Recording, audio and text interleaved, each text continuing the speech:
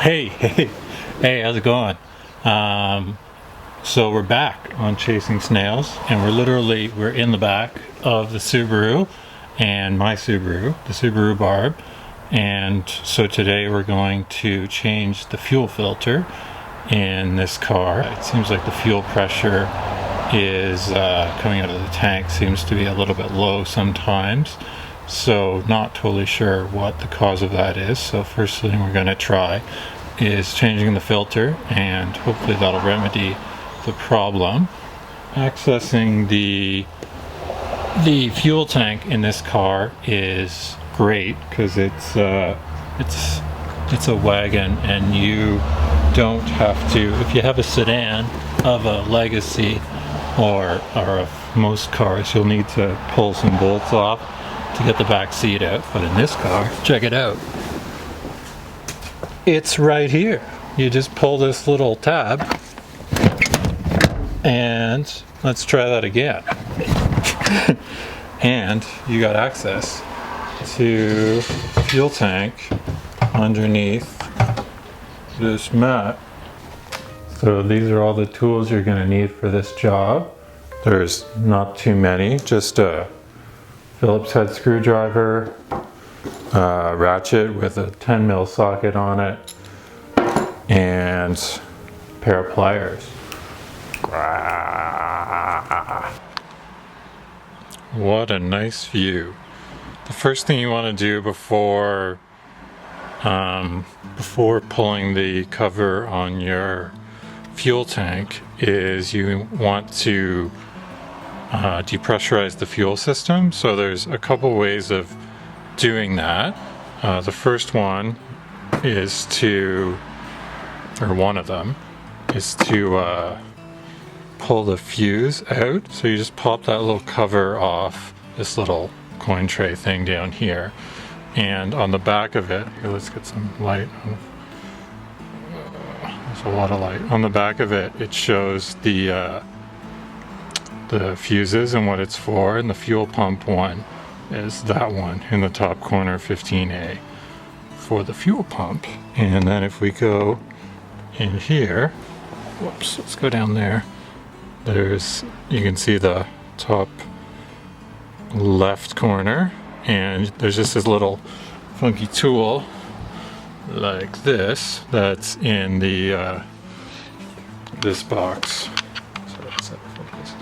This box under the hood, that one, it says fuse, main fuse relay box. And the other way of doing that, which is a little bit less comfortable, is, let's see if we can get the camera under here.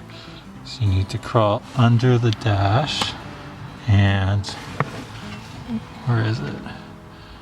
This one, this green one right here, is the fuel pump relay. So you can just pull that one out, or you can just pull the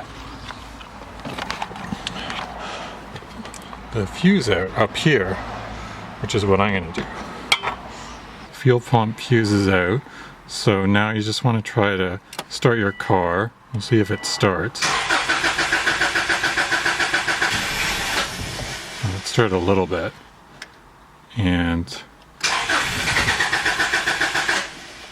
so that's probably good enough. Now the fuel's been depressurized. Next thing you want to do, pardon my shaky camera work here, is pull the negative battery cable up here. You can probably figure out how to do that, and then we'll head back to the back. That's your fuel tank. You just need to pull this black rubber mat back. Now there's actually two accesses to the fuel tank. There's this bigger one here, which is the one that we want to use today, and there's another one over here, and that has another sending unit and level. Generally that one doesn't usually need much attention. This is the one with the fuel pump and filter, which we want to change today. And See how pretty the paint used to be in this car. Ooh, sparkly. Now there's a warning label here that you should probably pay attention to. It probably can't read it. It basically just says that your tank should be under 3/4 full before you pull the stuff out. Otherwise you're gonna spill gas everywhere, and that sucks. So pretty straightforward. 4 Phillips screws here.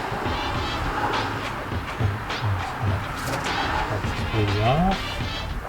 So the next step is to pop your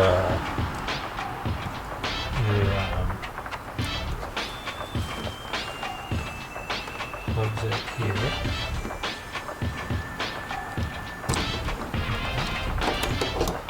Before you pull these off, you want to have a rag handy, because chances are they're going to spray gas everywhere.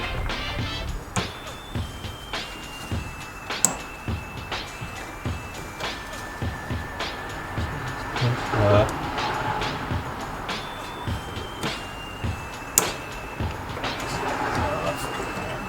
Gas.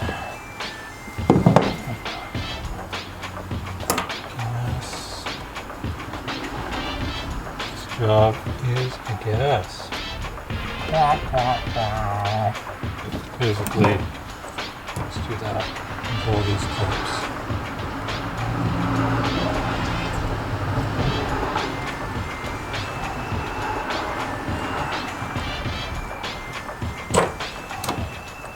Okay, the next thing is to pull these little heat melt bolts out.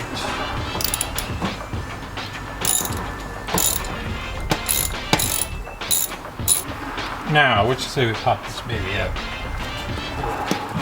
So, now you just need to be careful you don't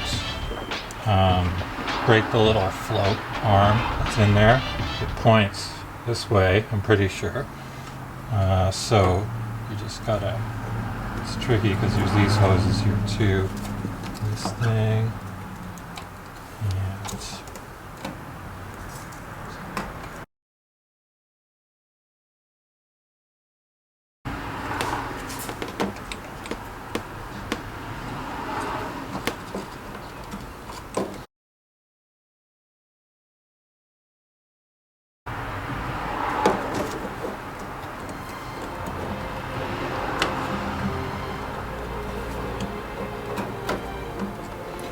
well, a little bit awkward, but just got that out. And so this is the tricky part, is you got this bag and this float that you don't want to break off, because then you have to replace that end. And that kind of sucks, because it's probably not that cheap. So I'll get this out on the bench and pop this filter out.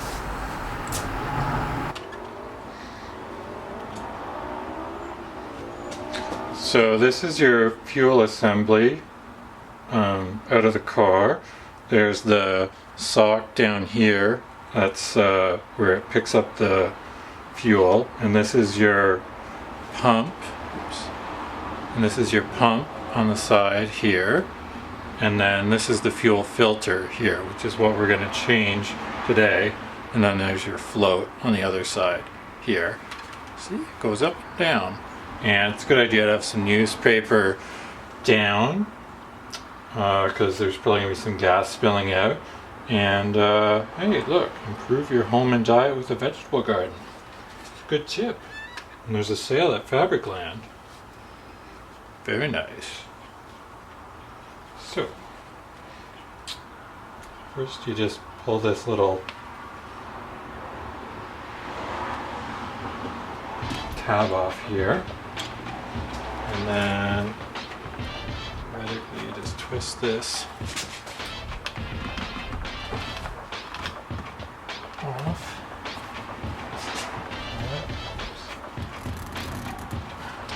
Whoops, there comes the gas. Okay. So, oh yeah, that's good stuff. Yum. O-ring still looks good. Whoa. Whoa, dude. Check that out. Wonder we had problems. Look at that. Yeah. Black. So black. It's like the air filter I pulled out of this car. I'm stunned. I'm shocked. I'm actually not. This is pretty much what I expected. And yeah, so you just get a nice, clean, beautiful new one like this that for some reason comes with this metal thing that probably made it cost twice as much. And well, I guess it's kind of dirty. Anyway, we got it, so we use the new one. And you just hook that back on, we saw there, and then stick everything back in the tank. Just like it,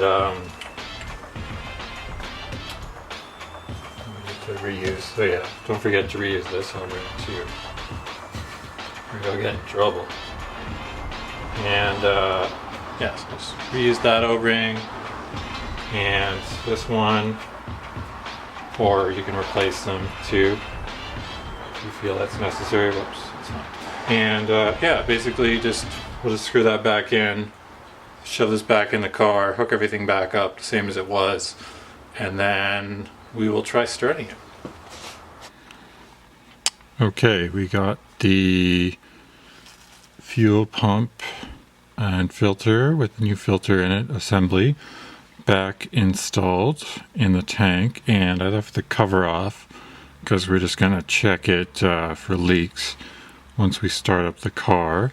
So once you get everything hooked back up, you just want to we'll put the fuse or the relay back in, reconnect your battery so you have power, and then you just want to turn the car to on without trying to start it a few times, and that just reprimes the system. So we're just going to do that now. You can hear it making noise. It'll go for a few seconds and then stop automatically. So we're just going to do that again. And it sounds like it's probably primed already, but we're going to do that a couple more times just to make sure before we try to start it. And we're just going to double check there isn't any fuel leaking back here. And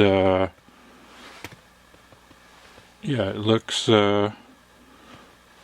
pretty good. See any drips. So let's try starting it up. Oh yeah, we're talking about. All systems seem okay. Let's just check the back again. We're not. All of our tubes still back up nicely. And I should probably close the garage door before I kill myself. Or open the garage door rather. Anyway, that's about it. So after changing the fuel filter, I haven't had any more starting issues with the car. I'm still having some issues with the way it's running, but we'll tackle that in another episode. As always, I appreciate your feedback about these videos. Like them, dislike them, comment, or let me know if there's other videos you'd like to see in the future. And check out Chasing Snails on Facebook and my new website, which has content coming soon, especially about a new exciting project. And of course, don't forget to dispose of your fuel filter in a responsible manner. Hey, you got a light?